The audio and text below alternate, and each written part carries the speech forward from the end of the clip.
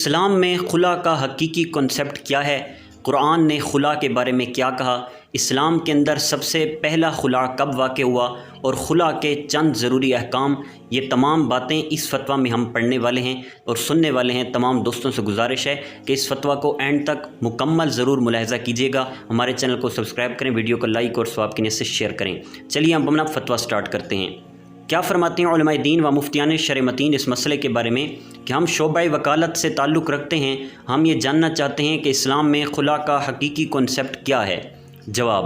اسلام ایک ایسا کامل اور مکمل دین ہے کہ جس میں زندگی کے ہر شعبہ سے متعلق مکمل رہنمائی موجود ہے، اور اسلام کے قوانین انصاف و اعتدال پر مبنی ہیں، اور اگر ان قوانین کا مکمل اور صحیح طریقے سے نفاذ کیا جائے تو معاشرے میں فساد ختم ہوتا ہے اور ان قوانین کی خوبی واضح ہوتی ہے۔ اسلام کے خوبصورت قوانین میں سے ایک قانون خلا بھی ہے، جس کا حقیقی تصور یہ ہے کہ میاں اور بیوی میں سے ہر ایک کے کچھ حقوق ایک دوسرے کے لیے مقرر کیے گئے ہیں، لیکن ظاہر ہے بہت سے لوگ ایسے بھی ہوتے ہیں جو دوسرے کے حقوق ادا کرنے میں کوتاہی کرتے ہیں۔ حق تلفی کبھی بیوی کی طرف سے ہوتی ہے اور کبھی شوہر کی طرف سے۔ بہرحال اسلام نے حتی الامکان درگزر کرنے اور صلح کی ترغیب دلائی ہے، لیکن اگر معاملہ اس حد تک خراب ہو جائے کہ شرعی احکام و حدود کی پیروی کرتے ہوئے باہم اکٹھے زندگی گزارنا مشکل ہو جائے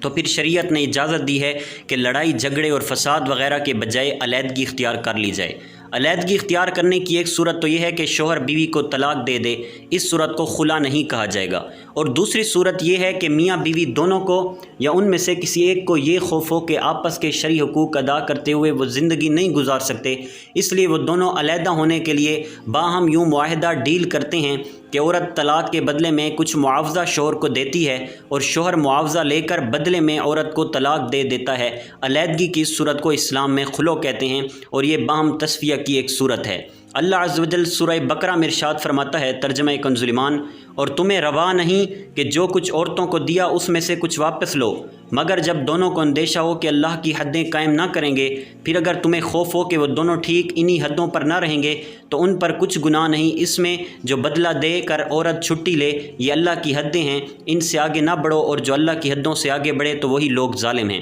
یہ وہ آیت مبارکہ ہے جس میں خلا کا حکم بیان ہوا ہے، اور یہ آیت مبارکہ جس موقع پر نازل ہوئی اس واقعہ کا کچھ یوں ہے کہ ثابت ابن قیس رضی اللہ تعالی عنہ کی زوجہ نے حضور اقدس صلی اللہ تعالی علیہ وآلہ وسلم کی خدمت میں حاضر ہو کر عرض کی کہ یا رسول اللہ عز و جل و صلی اللہ تعالی علیہ وسلم، ثابت بن قیس کے اخلاق اور دین کی نسبت مجھے کچھ کلام نہیں، یعنی ان کے اخلاق بھی اچھے ہیں اور دیندار بھی ہیں، مگر اسلام میں کفران نعمت کو میں پسند نہیں کرتی، یعنی بوجہ خوبصورت نہ ہونے کے میری طبیعت ان کی طرف مائل نہیں۔ ارشاد فرمایا، یعنی اس کا باغ جو مہر میں تجھ کو دیا ہے تو واپس کر دے گی؟ عرض کی ہاں۔ حضور صلی اللہ علیہ وآلہ وسلم نے ثابت ابن قیس سے فرمایا،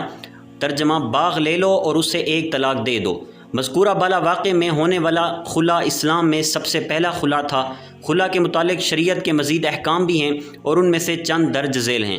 خلا سے متعلق مزید چند احکام: نمبر 1، جو کچھ مال بطور فدیہ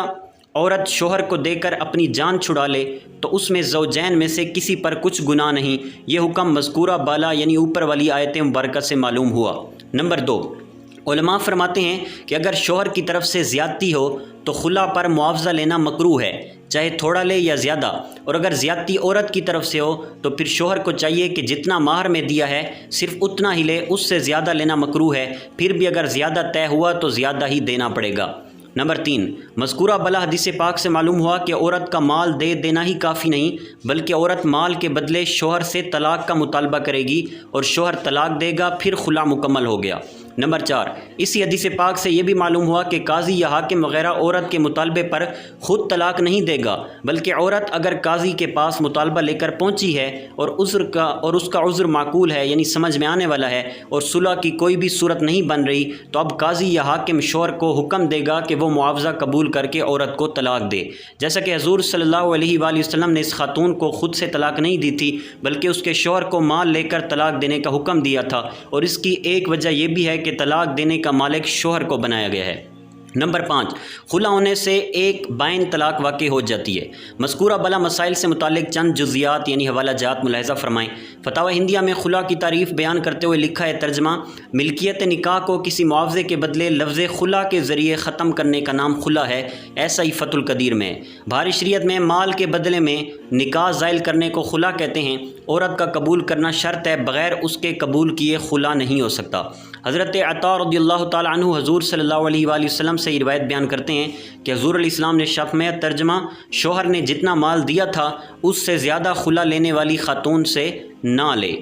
فتاوی ہندیہ میں ہے ترجمہ: اگر قصور شوہر کی طرف سے ہے تو اس سے خلا پر کچھ بھی معاوضہ لینا جائز نہیں، اور یہ دیانت کا حکم ہے۔ بہرحال اگر وہ لے گا تو قضاً یہ جائز ہے اور یہ مال لازم ہوگا، حتیٰ کہ عورت یہ مال شوہر سے واپس لینے کا حق نہیں رکھتی۔ ایسا ہی بدائے میں ہے، اور اگر قصور عورت کی طرف سے ہے تو ہمارے نزدیک یہ مکروہ ہے کہ وہ دیے ہوئے مہر سے زیادہ مال اس عورت سے لے، لیکن حکم قضا کے طور پر اگر وہ لیتا ہے تو یہ درست ہوگا، ایسا ہی غایۃ البیان میں ہے۔ اسی میں ہے ترجمہ: اگر میاں بیوی میں لڑائی جھگڑا ہے اور انہیں خوف ہے کہ وہ اللہ کی حدود قائم نہ رکھ سکیں گے تو اس میں کوئی حرج نہیں کہ عورت اپنی جان کے بدلے شوہر کو کچھ مال بطور فدیہ دے کر اس سے خلا حاصل کر لے، اور پھر جب وہ دونوں یہ کر لیں گے تو ان کے مابین ایک بائن طلاق واقع ہوگی اور مال دینا عورت پر لازم ہوگا، ایسے ہی ہدایہ میں ہے۔ واللہ اعلم عز وجل، ورسول عالم صلی اللہ تعالی علیہ وسلم۔